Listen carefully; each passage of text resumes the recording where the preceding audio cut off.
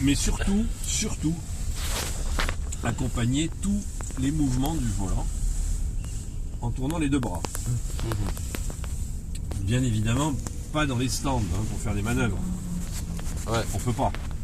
Et dès que vous êtes en piste, il va falloir faire comme ça. Ok.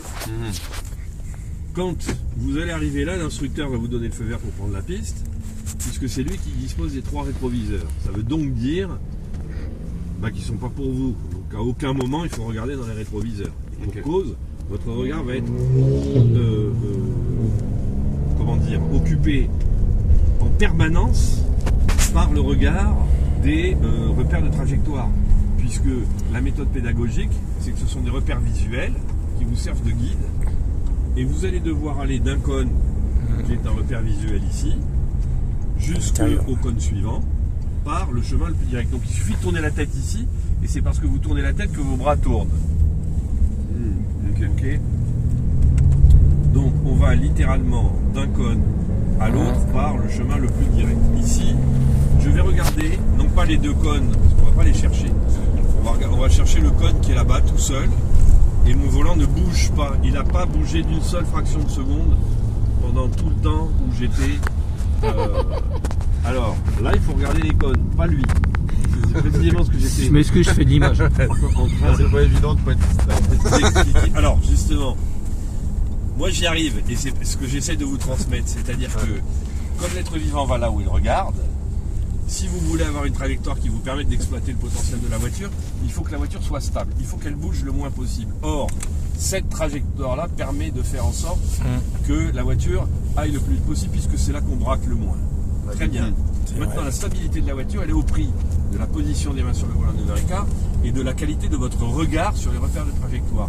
Mieux vous regardez les repères de trajectoire, moins vous aurez à corriger la trajectoire, moins la voiture va bouger et plus elle sera stable. Donc, la méthode, c'est qu'il faut regarder le cône qui vous sert de cible jusqu'à ce que vous l'ayez atteint, avant de le lâcher des yeux au moment où vous êtes sur lui, pour regarder le cône suivant et faire de même. Ce qui fait que sur un tour de piste, vous ne regardez que des repères de trajectoire. Maintenant, quand je dis on regarde que des repères de trajectoire, je prolonge, on ne regarde jamais les rétros, ça je vous l'ai dit tout à l'heure, on ne regarde jamais le compteur, et on ne regarde jamais même les voitures qu'on double ou celles qui vous dépassent. C'est pour ça que je vous disais tout à l'heure quand il est passé, on devrait continuer à regarder, mais c'est pas logique que vous regardez la voiture de baptême qui glisse. Oui. Mais dans la réalité, c'est l'instructeur qui gérera les 3 rétros pour vous, et vous n'aurez à regarder que les repères de trajectoire. En tout cas, c'est comme ça que fait un pilote professionnel, qui ne regarde que les repères de trajectoire dont il pilote. L'accélération ne va se faire que quand le volant est parfaitement en ligne. Le frein dégressif au niveau des doubles cônes avec le volant parfaitement en ligne, puisqu'on met de la charge sur les roues avant que sur le pouvoir directionnel. Donc étant donné la force du freinage, on a intérêt à ce que les roues soient droites.